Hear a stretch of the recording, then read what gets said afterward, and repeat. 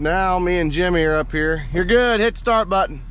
Hey, make sure it's going in the other way. Click it the other way.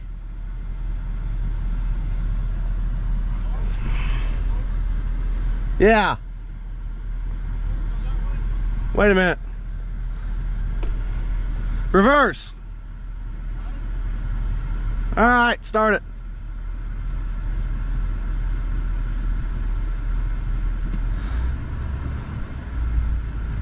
So what we're doing is we're sitting here, we're waiting on that tower to move closest to us. I'm gonna put my glasses on so I can see.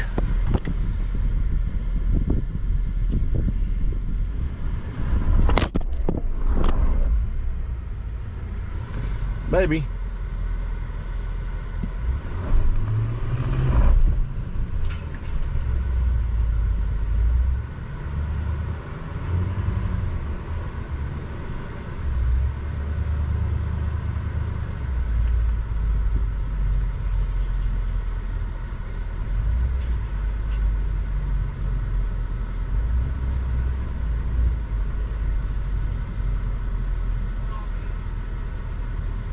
Gotta hit the stop button.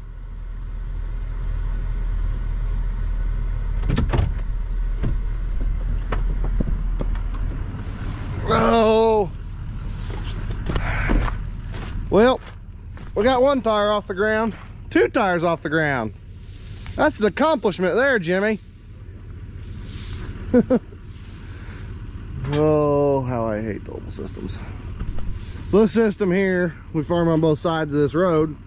Well, we can take and go across the road with it, so that's what we're doing today. Got beans on that side and corn on that side. Well, corn needs water mostly in the middle of summer, and the beans can get watered towards the end and do pretty good. So that's what we're doing here. And now I gotta figure out how to get this thing to come back down to meeting the ground.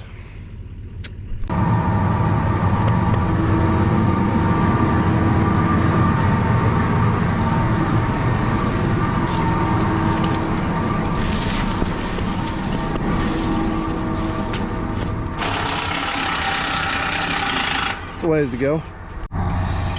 Well, Jimmy, we got a tire on. Tire is on. The other one's a little muddy. I'm hoping that we can just wrap a chain through it and drag it out from under there instead of having to walk it. We should be able to drag it out of the way and then walk the irrigation backwards, really. Hopefully. So Connor's up there at the pivot. We're just trying to put the tire on. Maybe. If you didn't strip out all the lugs. There you go. Alright. Well, we're taking the easy way out on this one, ain't we, Jimmy? Long way to go. Yeah.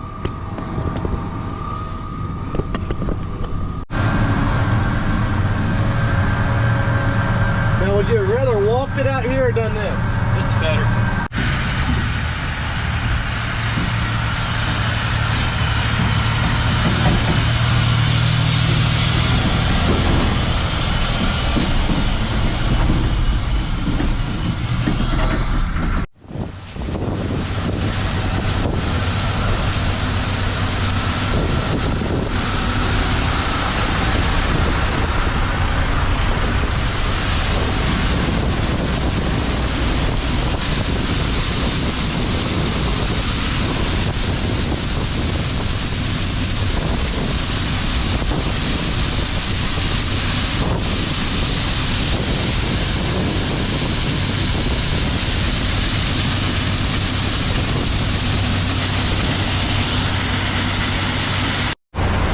Got the first beans of the 2024 season going in the truck now.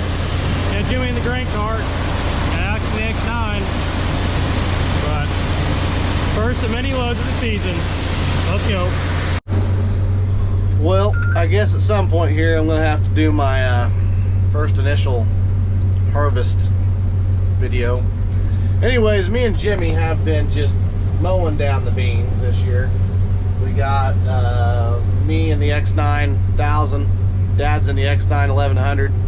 He's picking corn, and me and Jimmy have been working on some beans. Now, the one thing I will say about this combine, it's an absolute animal. There is no doubt about it. There is not much that really slows it down. This field here, we couldn't get these weeds to die with the situation that we had. So anyways, beans are still doing really good. I mean, it's still 70 bushel beans, but you get what you ask for, I guess. Sadly, this was one of them extend flex fields, and the Liberty that we tried putting out here just wouldn't kill anything. That's how we've had a lot of problems with Liberty over here in this neck of the woods. But right now I'm cutting 70 bushel beans at 4.7 mile an hour, 4.8, just chugging right along. And these suckers are green stemmed. I mean, there is no denying that this thing is just an absolute monster whenever it comes to the field, and it will do just about anything that you put in front of it. The unload auger, it unloads in a hurry, that's for sure. I do have the one back thing tilted up a little bit, so that's probably what's helping me there. We've had some minor issues with the head more than anything this year.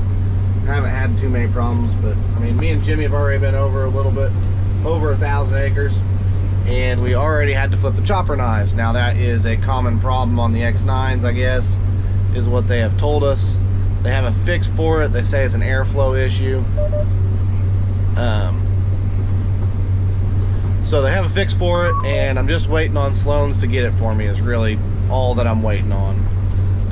Eventually I'll end up having it, hopefully here in the next couple weeks, or if not couple days. The fix is apparently some kind of like an air, or some kind of like a plate kit that goes inside the chopper housing. We couldn't figure out why, but we'd been cutting green stem beans all year. I mean, that's just how it is here whenever we first start out. We don't really ever get a frost to actually kill the beans, so we get what we get. Jimmy, if you come down here, I'll finish loading you for George. Okay. On the other side of this patch. So we we flipped the chopper knives. We bought a whole new set this morning. We're gonna keep them in my pickup until we need them. Hopefully we don't need them anytime soon, and it's just a once in a while thing, but we'll see. I mean, we had to dig out the backs of these combines is like a 4x4 square. I mean, it's huge back there. We had to dig the whole entire thing out, and if I can, I'll insert the picture in here. But I mean, it was a pile that was half the size of my pickup, and that was the first time that it happened. The second time that it happened, I was talking to one of the guys on the phone, scouring the internet, trying to find out what was going on, and come to find out they have a problem with how that all the stuff comes out of the back of the combine, and whenever it's flowing into the chopper, it's hitting on the chopper wrong. And whenever it's hitting on that chopper wrong, it's causing it to wear down the knives faster, and then it causes it to plug up. I mean, we had a 680 we probably ran for 3 or 4 years, and we never really had a problem with choppers. So I mean, that's kind of something that's been a little bit of a downfall. Other than that, I mean, I would not be where I'm at right now as far as cutting beans without this thing. I mean, green stem beans, green beans, it does not matter. I mean, this thing is an absolute monster. There is no denying it. We've had pretty good samples out of it all year. That was always a complaint by a lot of people, was the sample that you got out of it. And we've had really good luck with the samples. Jimmy cannot see me right there. Stay still, buddy. I'm coming.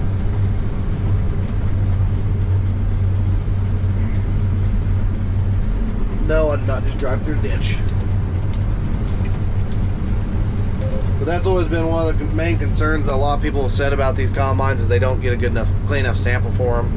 And I mean, I can see it, you know, if you run like a case machine or something like that, where you're not used to having not as good of a sample. I mean, this combine's pretty good, but I will say that is the one thing that the deer lacks over a case machine is the sample. The case always does seem to have a pretty good sample about everywhere you go, and I mean, yeah. Now with the loss deal, I everything that we're losing in this combine is header loss from beans being too dry and popping out of the pods. Oh, Jimmy, you gotta slow down, buddy. So yeah, as you can see, there's still a little bit of stuff in there, but it ain't too bad. And we're using the automation stuff, of course.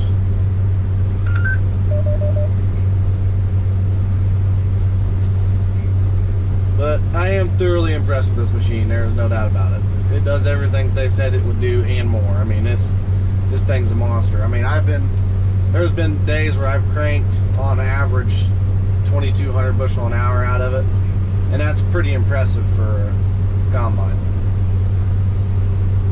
especially in soybeans, in the beans that we've been cutting. Oh, no spillage. Oh, a little bit. Well, that should load the truck. One of the other main things that I will say about this combine is the comfort of the cab. Obviously, it's got the new style seats in it, the massaging seat as well. Speaking of which, I'm going to turn that on. It's got all the nice fancy cup holders over here. Not sure what this is. I'm pretty sure it's a trash can, but that's what I use it for. Got a bag in there and everything. And they even already have the radio racks in here, so my Midland mounted up perfect in there. This is the bigger one. And then I even got room in this combine to where I can put my pack outs in the cab right here. Now, the one thing I did want to do is I wanted to put it out there on the ladder, but then you'd trip over it all the time. So I don't know. I thought about making a platform off the back of that, because you can't go forward because of how the ladder swings around. So I thought about making one off the back of it, but then it just stacked full of mud to try to bend it down into the tire. So we didn't end up doing that, and we ended up I got some nice clean ones there, and we just put them in the cab with me. And then so this dust that's coming out of the front end is kind of normal for a combine. So then if I go in here and I turn off this dust fan system, it just gets like way worse. As you can see, it's just getting worse. So then you take and you turn it back on, and you can just see it blow it out the side. I mean, it's not, I mean, that's pretty good. I mean, it's pretty nice. You can actually see out the front of it. I mean, you can just see all the dust that's just flying out the side of the combine there. But I mean, these are dirty beans. I mean, they're 9%. So, yeah, definitely has been an interesting year so far. I've got a lot more running to do. I've got a bunch more acres covered.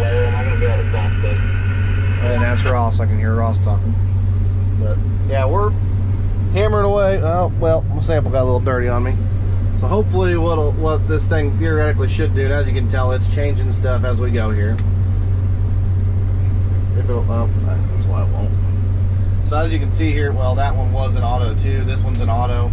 So it is automatically changing that based on the grain sample that we get out of here. So the tailings and the grain sensor that's in the grain elevator and the tailings elevator. And Jimmy's just a G. I mean, I don't know where he learned how to do some of this stuff, but he knew like this morning to change it or to clean them lenses out on them cameras. That's really nice. You're supposed to clean them like every day. You're supposed to take like and clean them off, and I kind of forgot about it. And I never had a problem with it this year because Jimmy'd been doing it for me. So, yeah. But anyways, it's been a pretty good year so far. We've had really good corn crop, really good bean crop. Hopefully here in the next couple days I'll be able to hop in the combine with Dad, take around with him. But that's not as easy done as it is said. Ivers are down here too. They've been flying past. I can't believe their corn's done as early as what it is down here. But yeah, everything's moving down here. All of our neighbors have been. It's been a pretty good year. And then I got my RAM mount up here with my iPad on it. And then yeah, the one thing that we are figuring out though is we've had some issues with some help, like employees and stuff. So we are currently trying to hire more guys again, and that's just about as good as what you could ever expect it to be. We think we've got a couple of good guys that we found. We'll find out next week, hopefully. But we didn't have, I mean, we haven't let anybody go. We haven't fired anybody. We didn't really lose anybody. Just college kids that kind of quit. We lost 2 college kids last year and never hired anybody else. And then we lost another main guy that worked for us for 13 years. So, I mean, he worked for us for 13 years. I mean, I'd get tired of farming too if I was him, but it's part of it. So, yeah. The other thing I will say about these X9s, they are the dirtiest combine I think I have ever seen in my life. I mean, this thing is filthy by the end of the day. There's dust all over it. We blow it off every single night. And it's just so dusty that whenever you come back in the morning, it looks like you didn't even blow it off compared to how, like, I don't know. But I mean, we haven't ran across a whole lot of acres yet, and this thing looks worse than what my 780 did at the end of the year last year. So, yeah. Anyways, we're doing pretty good though. We're chugging along. And I know somebody's gonna say something about my loss monitor, so we'll just go ahead and we'll pull it up here. So I have mine set at 22. They say to set it at 32. I set mine low because I like to keep my losses lower. So that is really running a little bit higher, so you're probably only running about 25 on your losses. So that's pretty good. But what can I say? I gotta figure it out somehow. But yeah, I've been trying. I've been fiddling with it. Whole new machine. The one thing that everybody does say about an X9 is when you sit down to seed one, you have to completely forget how you ran any other combine and relearn it.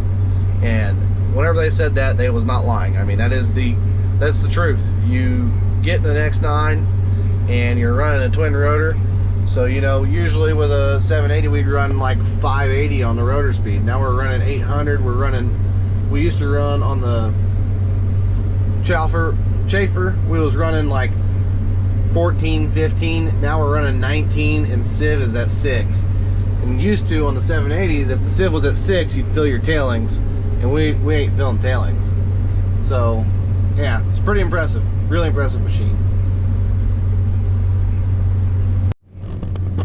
So then, one of the other things about this combine is it has an auto fan reverse on it.